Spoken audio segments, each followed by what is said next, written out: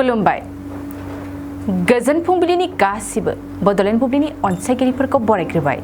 दिनै 23 जुलाइ रबिबारनि फान्जामुथिखौ फरायथिनो लादों किलिखां ब्रह्मआ। फान्जामुथिनि गिबियाव दं मेष राशि। गोसोआव गोदान साननाय फैगोन, हरखाब सोरखौबा गोसो थोगोन। इयुननि थाखाय गावनि जुलिनि फारसे गोबां खोथा सानगोन। वृष राशि। समाजनि फारसे सांग्रां नोजोर थागोन, गावनि साननाय हनायखौ अराय सम गोख्रों खालामगोन। सुबुं सिबिथायनि फारसे गोसो होगोन। मिथुन राशि। गोसोआव गिनाय मेवनाय सोमजिगोन, गिनाय गोसोजों जेरावबो दावगानो हानाय नङा, बायदिसिना जेंनाफोरजों सौसिनांगोन। कर्कट राशि। खामानियाव गोसो होथाबगोन, गावनि गोहो बोलोजों खामानिखौ मावफुंनो नाजागोन, गोसोआव थुलुंगानाया बांसिन जागोन। सिंह राशि। न'खराव असान्थिया साग्लोबगोन, जेरावबो गोजोननाय गैयै थासारि जागोन, न'खरनि फारसे गोबां बाथ्रा सानफ्लांगोन। कन्या राशि। नोंथांनि थाखाय मोजां सम, खामानि दामानियाव जाफुंसारनो हागोन, गोसोनि नाजानायजों जेरावबो जै जानो हागोन। तुला राशि। सांग्रां जा, नोंनि न'खरनि फारसे गुबुननि नोजोर गोलैगोन, हरखाब लामा दावबायनायाव खैफोद जानो हागौ।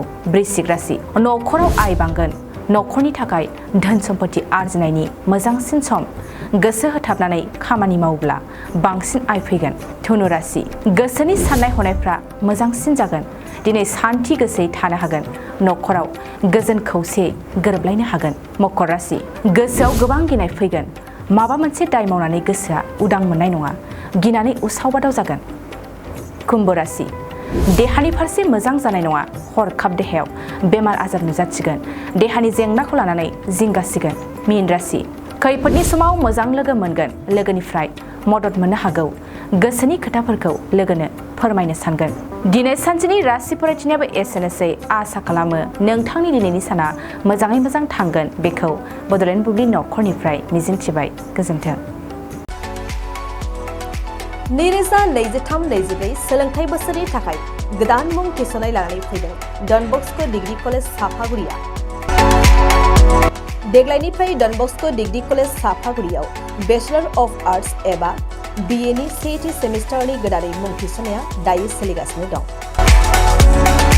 चिरां जिल्लानि साफागुरियाव थानाय डन बस्क' डिग्री कलेजआ देग्लायनिफ्राय BA थाखोनि सेथि सेमिस्टारनि थाखाय गोदानै एडमिसन लानायजों लोगोसे बड', इक'नमिक्स, इंलिश, एडुकेशन, हिस्टरी आरो पलिटिकल साइन्स आयदानि थाखाय BA अनार्सनिबो खाबु दं।